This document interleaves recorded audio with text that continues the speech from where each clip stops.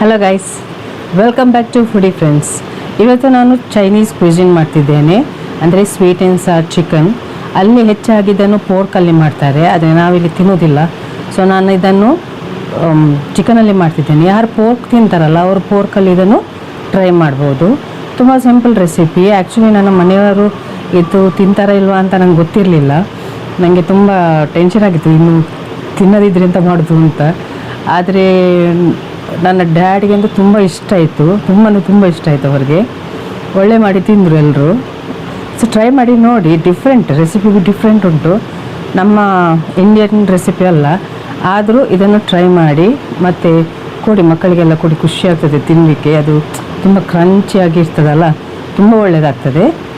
So ಬನ್ನಿ ರೆಸಿಪಿಯನ್ನು start ಮಾಡುವ. ನಾನಿವತ್ತು Chinese cuisine sweet and sir crispy chicken ಮಾಡ್ತಿದ್ದೇನೆ. ಇದು ತುಂಬಾ ಕ್ರಿಸ್ಪಿ ಇರ್ತದೆ, ಮತ್ತೆ ಸ್ವಲ್ಪ ಸ್ವೀಟ್ನೆಸ್ ಮತ್ತೆ ಒಂದು ಸ್ವಲ್ಪ ಟ್ಯಾಂಗಿನೆಸ್ ಎಲ್ಲ ಇರ್ತದೆ, ಯಾಕಂದ್ರೆ ಇದಕ್ಕೆ ಪೈನಾಪಲ್ ಎಲ್ಲ ಹಾಕಿಕೊಂಡು. ಹಾಗೆ ಬನ್ನಿ ರೆಸಿಪಿಯನ್ನು ಸ್ಟಾರ್ಟ್ ಮಾಡುವ. ಇದಕ್ಕೆ ಹೆಚ್ಚು ಇಂಗ್ರೀಡಿಯೆಂಟ್ಸ್ ಬೇಡ ಆಕ್ಚುಲಿ.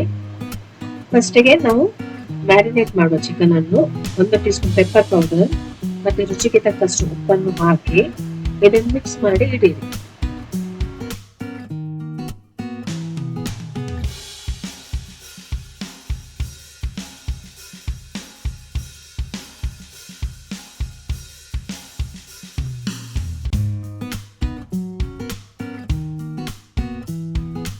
ನನ್ನ ಹತ್ರ ಬ್ಲಾಕ್ ಫಂಗಸ್ ಮಶ್ರೂಮ್ ಉಂಟು, ಇದನ್ನು ಸೂಪ್ ಮಾಡ್ತಿದ್ದೇನೆ. ಇದು ಇಲ್ಲದಿದ್ರೆ ನಾರ್ಮಲ್ ಮಶ್ರೂಮ್ ಕೂಡ ಯೂಸ್ ಮಾಡಬಹುದು ನಿಮಗೆ. ಇದು ಸೂಪ್ ಮಾಡೋದು ಏನಾಗ್ತದೆ, ಅದರ ವಾಲ್ಯೂಮ್ ಸ್ವಲ್ಪ ಡಬಲ್ ಆಗ್ತದೆ, ಅಂದ್ರೆ ದೊಡ್ಡದಾಗ್ತದೆ, ಅದು ನೋಡಿ ಹೀಗೆ ದೊಡ್ಡದಾಗ್ತದೆ. ಇದು ಸೋಕ್ ಆಗ್ಲಿ. ಈಗ ಇನ್ನೊಂದು ಬೌಲ್ಗೆ ನಾನು 2 ಕಪ್ ಪೊಟೆಟೊ ಸ್ಟಾರ್ಚ್ ಹಾಕ್ತಿದ್ದೇನೆ, ಮತ್ತೆ 2 ಕಪ್ ನೀರ್ ಹಾಕ್ತಿದ್ದೇನೆ.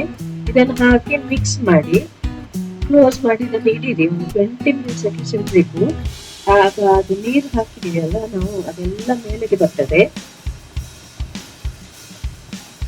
ಅದನ್ನು ಮತ್ತೆ ನಾವು ತೆಗಿಲಿಕ್ಕೆ ಉಂಟು. ಸೊ ಇದನ್ನು ಹೀಗೆ ಮಿಕ್ಸ್ ಮಾಡಿ ಸೋಪ್ ಮಾಡಿ ಇಡೀರಿ. 20 to 30 ಮಿನಿಟ್ಸ್ ಇಡಬೇಕಾಗ್ತದೆ.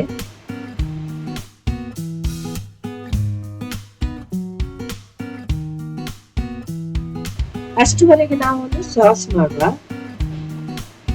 ಅದಕ್ಕೆ ಮೊದಲಿಗೆ ಪ್ಯಾನಿಗೆ 1-2 ಗ್ಲಾಸ್ ನೀರನ್ನು ಹಾಕಿ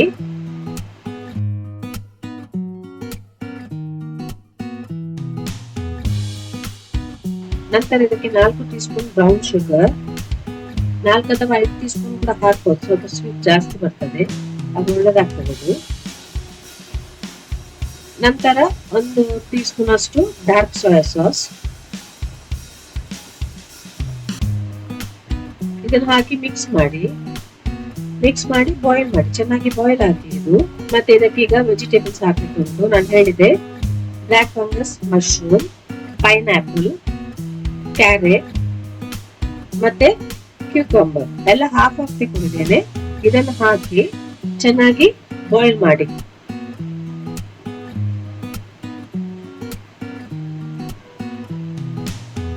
ಒಂದು 15 to 20 ಮಿನಿಟ್ಸ್ ಬಾಯ್ಲ್ ಮಾಡಬೇಕು. ಇದು ಚೆನ್ನಾಗಿ ಬಾಯ್ಲ್ ಆದ ನಂತರ ಈಗ ನೋಡಿ ಎಲ್ಲ ವೆಜಿಟೇಬಲ್ಸ್ ಒಂದು ಕುಕ್ ಆಗಿದೆ, ಆಲ್ಮೋಸ್ಟ್. ತುಂಬಾ ಕುಕ್ ಆಗ್ಬೇಕು ಅಂತ ಏನಿಲ್ಲ ಇದಕ್ಕೆ. ಈಗ ಇದಕ್ಕೆ ಕಾರ್ನ್ಫ್ಲವರ್ ಸ್ಲರಿಯನ್ನು ಹಾಕ್ಬೇಕು, ಅಂದ್ರೆ 1-1.5 ಟೀ ಸ್ಪೂನ್ ಕಾರ್ನ್ಫ್ಲವರ್ ಅನ್ನು ನೀರಲ್ಲಿ ಮಿಕ್ಸ್ ಮಾಡಿ ಹಾಕಿ. ಇದು ತುಂಬಾ ತಿಕ್ ಆಗ್ಬಾರ್ದು, ತುಂಬಾ ತೆಳು ಕೂಡ ಆಗ್ಬಾರ್ದು, ಮೀಡಿಯಂ ಆಗಿ ಇರ್ಬೇಕು.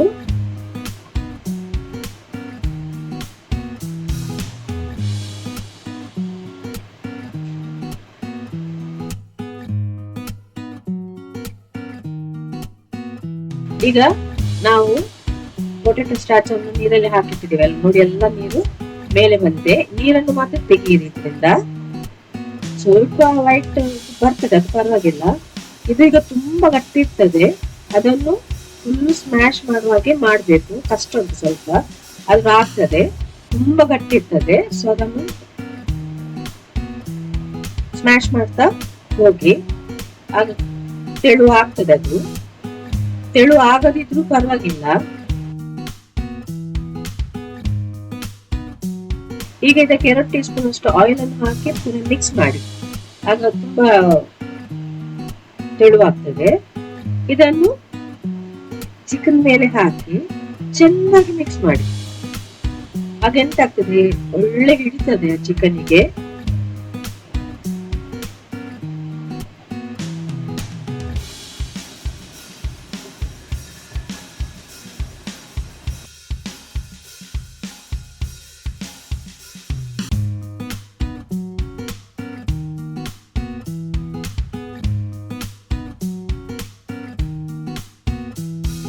ನೋಡಿ, ಒಳ್ಳೆಯಾಗಿ ಮಿಕ್ಸ್ ಮಾಡಿದ್ದೇನೆ. ಈಗ ಇದನ್ನು ಡೀಪ್ ಫ್ರೈ ಮಾಡಿ.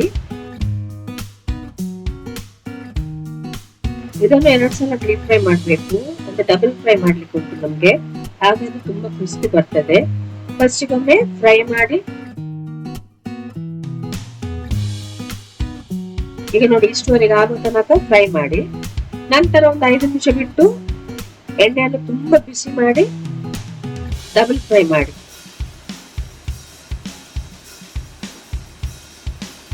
ನಮ್ಮ ಸಾಸ್ ಕೂಡ ರೆಡಿ ಉಂಟು, ನಮ್ಮ ಚಿಕನ್ ಕೂಡ ರೆಡಿ ಆಗಿದೆ. ಆಕ್ಚುಲಿ ತುಂಬಾ ಕ್ರಿಸ್ಪಿ ಆಗಿ ಬರ್ತದೆ ಇದು. ಫಸ್ಟ್ ಚಿಕನ್ ಅನ್ನು ಒಂದು ಪ್ಲೇಟಿಗೆ ಹಾಕ್ತಿದ್ದೇನೆ.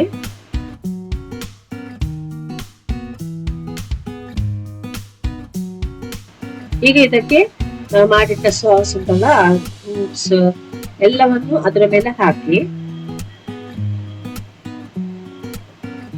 ಎಲ್ಲ ಹಾಕಿ ಸಾಸ್ ಜೊತೆ ಮಶ್ರೂಮ್, ಪೈನಾಪಲ್, ಕ್ಯೂಕಂಬರ್, ಕ್ಯಾರೆಟ್ ಎಲ್ಲ ಹಾಕಿ ಅದರ ಮೇಲೆ.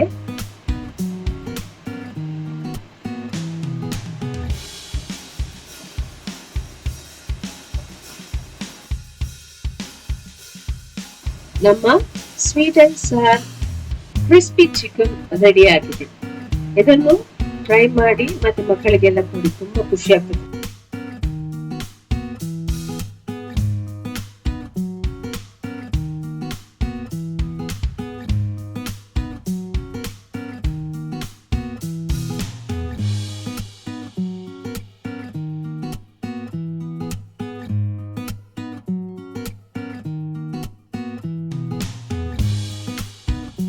ಈ ರೆಸಿಪಿಯನ್ನು ಟ್ರೈ ಮಾಡಿ ನೋಡಿ, ಮತ್ತು ನನಗೆ ಕಮೆಂಟ್ ಹಾಕಿ ಹೇಗೆ ಆಗಿದೆ ಅಂತ.